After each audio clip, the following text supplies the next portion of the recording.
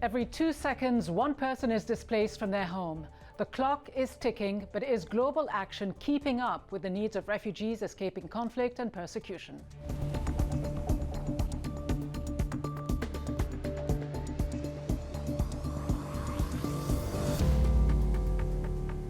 Hello and welcome to Bigger Than Five with me, Rida Fakhri. Global mass migration is at a record high. More people have been uprooted by war, violence and persecution than any other time since World War II. The world took notice of the plight of refugees after Syrians began streaming into Europe in 2015. But while refugees are no longer appearing in the headlines, their plight endures. Refugees from Iraq, Afghanistan, South Sudan and many other countries continue to wait in refugee camps where food is scarce, access to education is limited and jobs are hard to come by. Countries bordering conflict zones, mostly developing nations, are the first responders. But resources are tight, and now with nationalism and xenophobia on the rise, wealthy nations, even those with a direct role in the conflicts these refugees are escaping, are closing the door. The Rohingya are one of those groups. Hundreds of thousands have sought refuge at a camp in Bangladesh, and that is where we begin.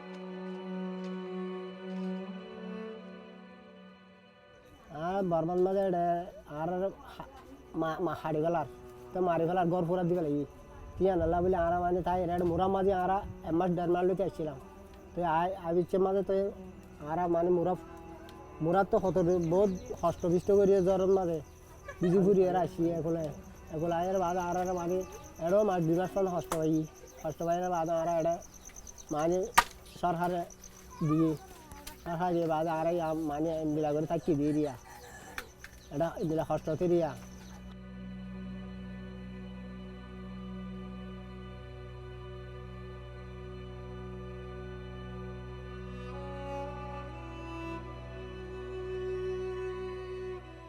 आरारे military दूरा ये थाने हरियर आगे के तोले आरार माबनोरे रैब गोरी मारी फैलाइए तोले आरार गुरा गरा फंक्शन हाड़ी फैलाइए मारी फैलाइए आरार दादा दादी मारी फैलाइए तो पर्यंत आरारे फंजार स्कूल दिन हारी फंथारे नेलतन ओदर बाजा बाजा गुनारी लो जियल गला देर तोले पर्यंत तो आरा था तो साई बदत गोरी ना हरा बरखा देखा जाए बांग्लादेश मध्य आरारे फारगारा दी फैलाई तोले आरार तो निजर घर बारी फैली एक फर बुतरे आरार तो था four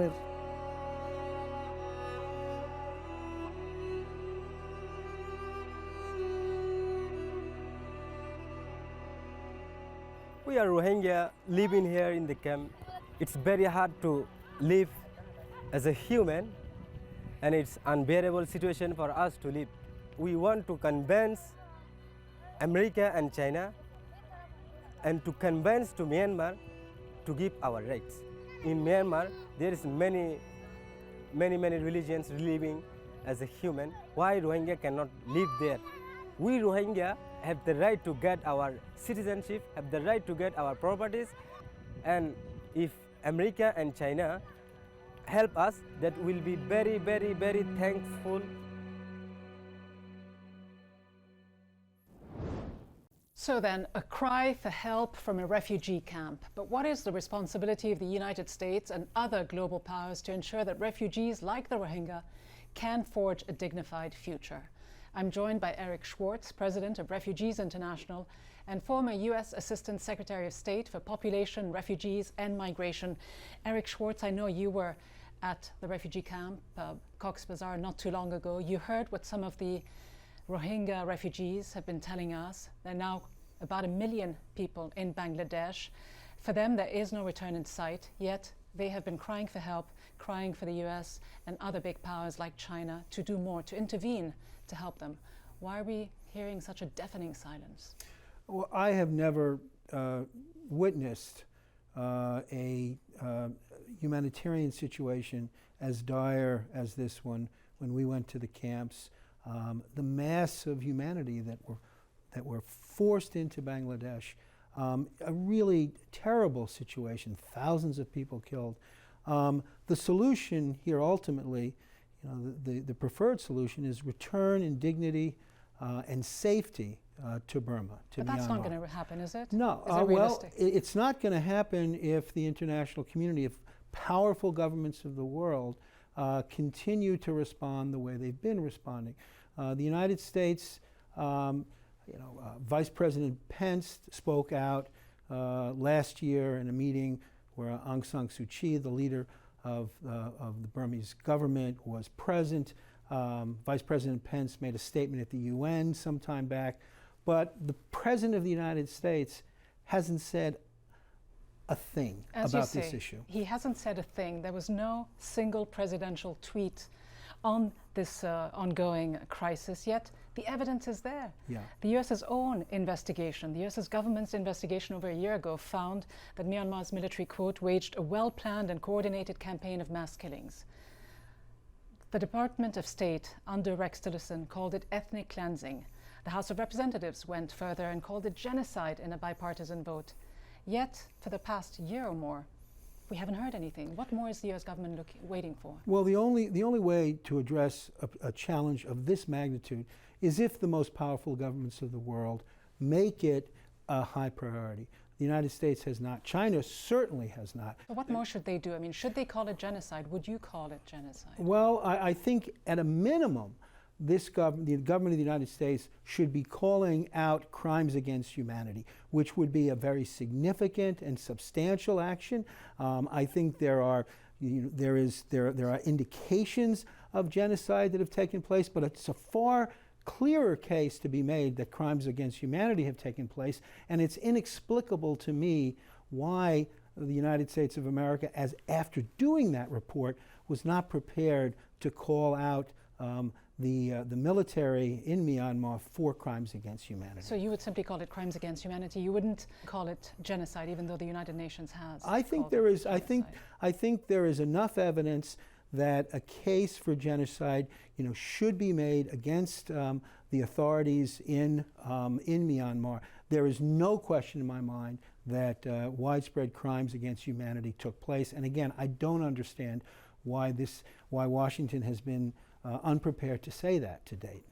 All right, well, when you look at the numbers of refugees that the United States is taking in, obviously the numbers have been cut drastically.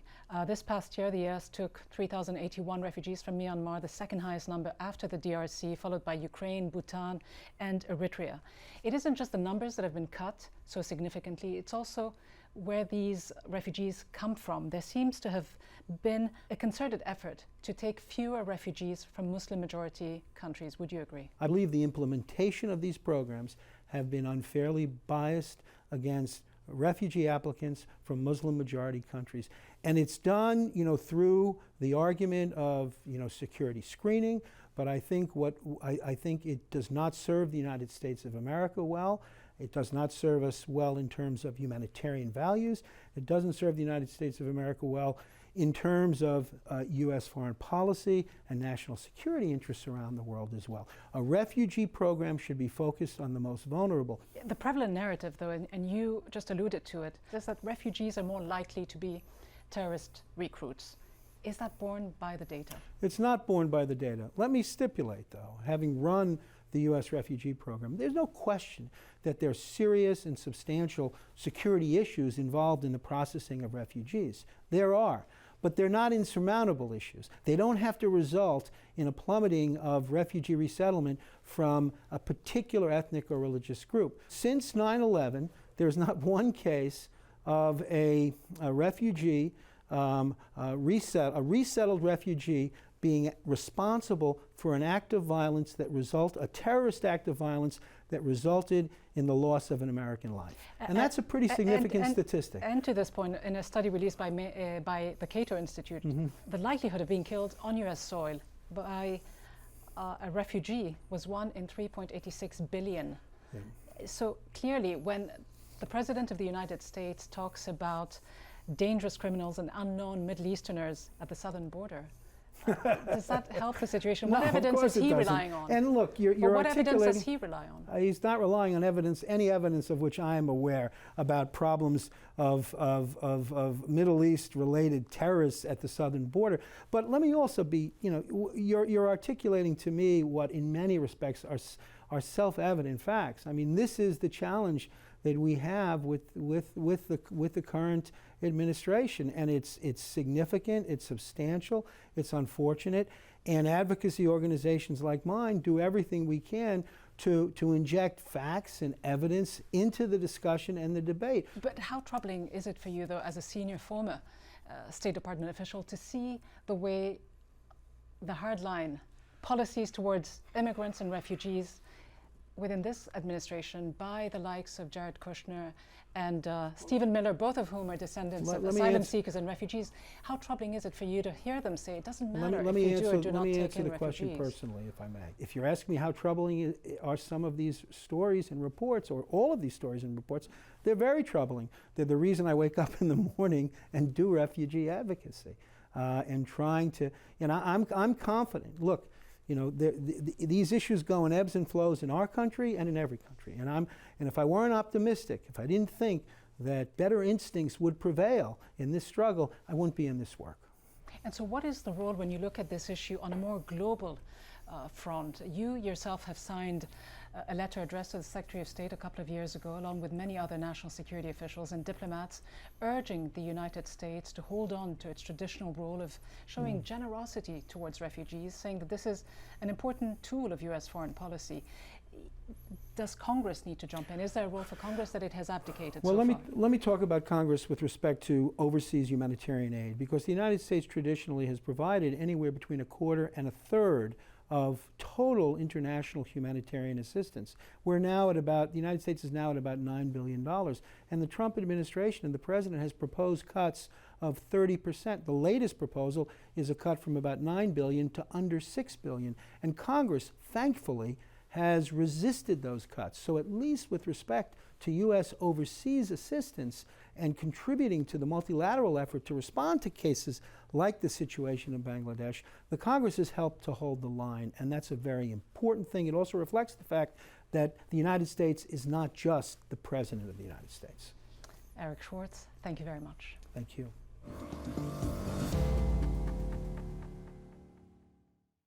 So as the U.S. scales back its admission of refugees, the rest of the world is trying to find a home for the growing population of displaced people. Katie Fisher takes a look at the global picture with this week's 5 Facts. Over 25 million people have left their country, fleeing persecution, violence, or war, and the global need for resettlement is rising. 57% of these refugees come from 3 countries: South Sudan, Afghanistan, and Syria. 85% of refugees are hosted in developing countries. Worldwide, Turkey, Uganda, and Pakistan have taken in the most refugees. But relative to each country's population, Lebanon and Jordan host the most refugees per capita. 1 in 4 people is a refugee in Lebanon and 1 in 3 in Jordan. In 2018, fewer than 56,000 of the 1.2 million refugees in need of resettlement were actually resettled. That's less than 5% of the global need. And although those numbers are rising, this year the U.S. plans to take in fewer refugees than ever. Throughout the Bush and Obama presidencies, the annual refugee admissions cap was between 70 to 80,000, but the actual number of people admitted into the U.S. was far lower. Obama increased the ceiling to 110,000 for 2017, but when President Trump took office, he lowered the admissions cap to 50,000 per year. He has continued to cut the rate of acceptance, bringing resettlement down by 73% since 2016. The cap for 2019 is 30,000, the lowest since the resettlement program was introduced. Meanwhile, in Europe, the number of people seeking refuge has declined over the past 4 years. In 2015, over 1 million people sought refuge in Europe. Since then, that number has declined significantly to just over 500,000 in 2018.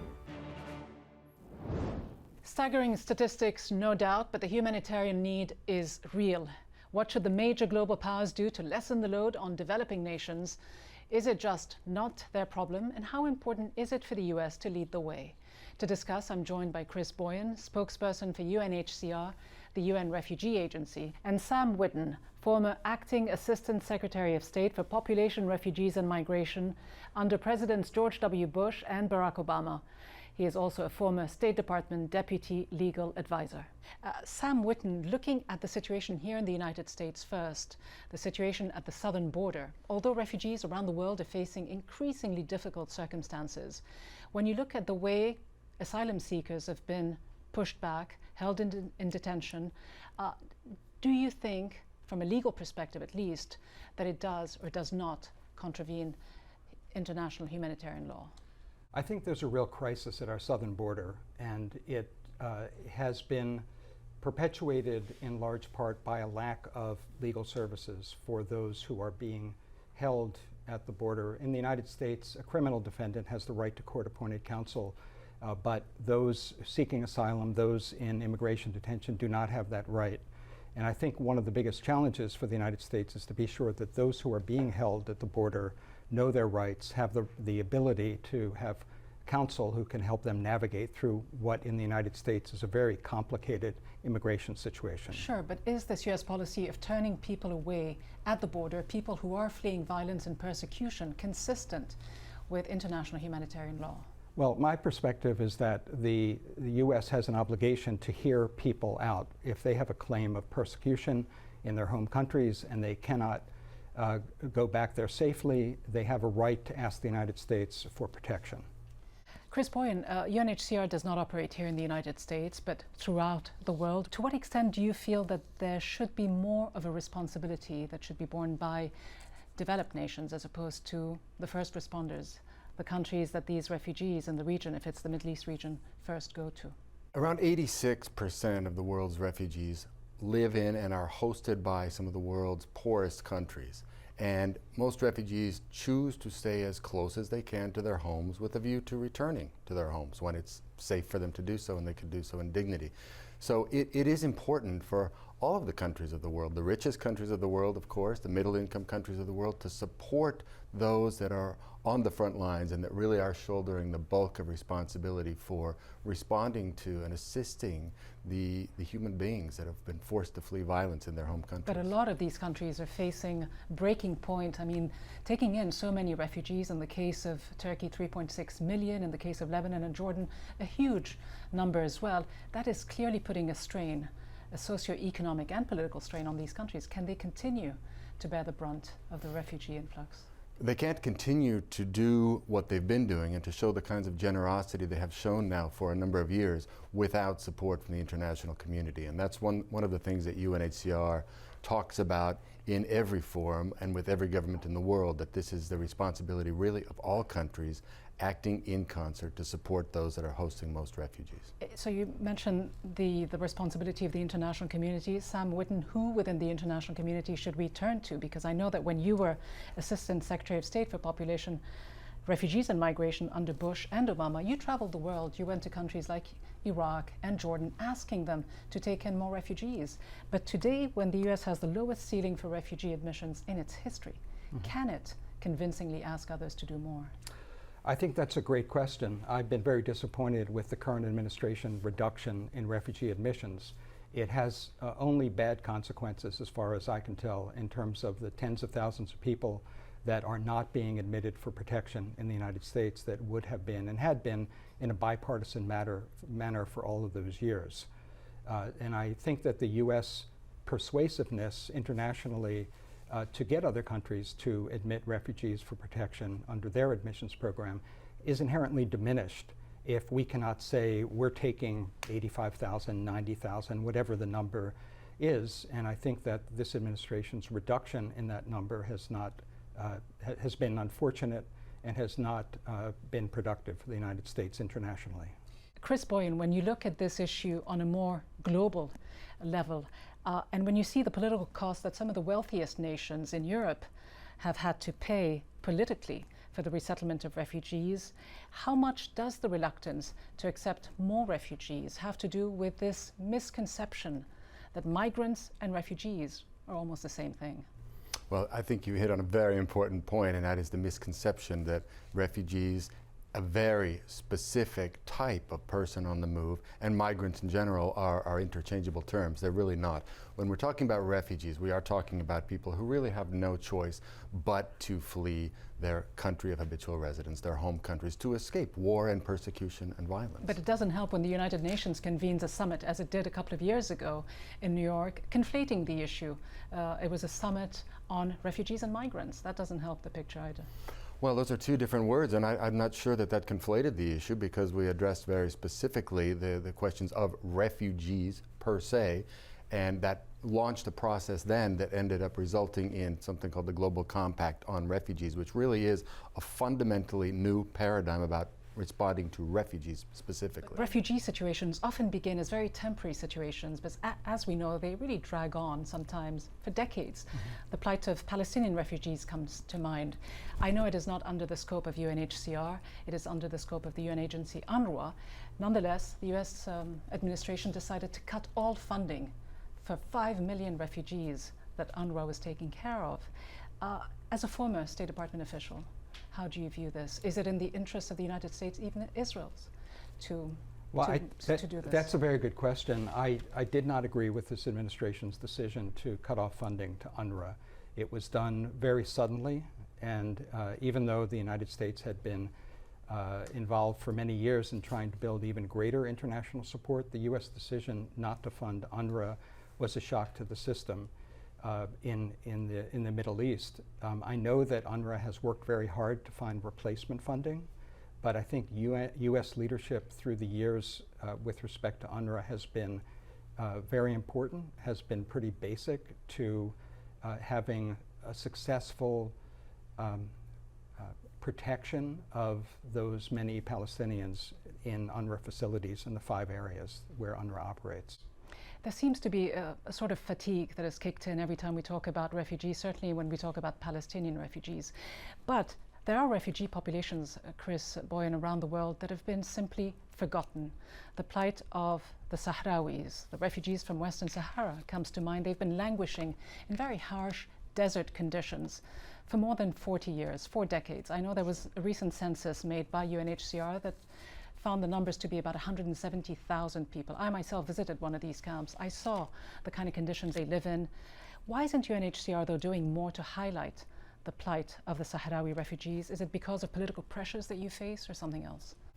You make a very good point. You know, very few people understand that 4 in 5 refugees in the world today has been a refugee for at least 5 years. And 1 in 5 refugees has been a refugee for at least 20 years. And so these are situations, and these are the kinds of situations we refer to as protracted refugee situations that aren't resolved overnight. They are chronic, they require constant attention. We're talking about human beings, and large numbers of human beings who have been forcibly uprooted from their homes and that require attention and support. But more specifically, though, why is the world so selective? Why are international organizations like yours selective in the kind of attention it gives to certain refugees and what it doesn't give to others? You know, Gita, as a matter of principle, we're not selective in terms of our responses to refugees around the world. If you look at our staff and our operations around the world, we're in the field where the refugees are, including the situations that you referred to in other places in sub-Saharan Africa, in Asia, and in the Americas now as well. And that, our focus is always on the human beings and being with them on the front lines.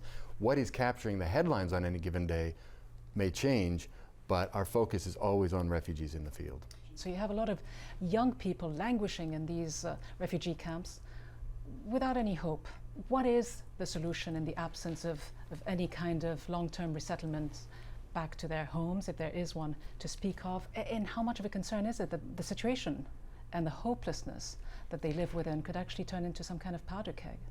I think the situation you mentioned is highlighted by Dadaab, which is the large refugee set of camps in Kenya, where hundreds of thousands of Somalis have been for years. Many children grow up in that camp, and the hope can easily be lost, and anger can easily build among these populations. I think that the ideal solution for a refugee situation is return to their country of nationality. In a situation like that, it's not realistic. Integration into Kenya has always been a real challenge. So the issue is what to do pending, ideally, resettlement or integration. In order to avoid these children growing up without hope, they need education and skills training. And I think that's one of the most pressing needs internationally for refugees. Just to add to what Sam said, 1 in every 2 refugees in the world is a child. And that really puts it in context. Chris Boian and Sam Witten, thank you both very much indeed. Pleasure. Thank you. And so while there are more refugees in the world and fewer countries willing to take them in, the political backlash is making their dire situation even worse. And as long as many continue to see them as statistics, security threats, or financial burdens, the global response to the plight of refugees will continue to be dictated by populist rhetoric rather than principled policies and international law. From me, Rida Fakhri, and all the team here in Washington, thanks for watching. See you next time.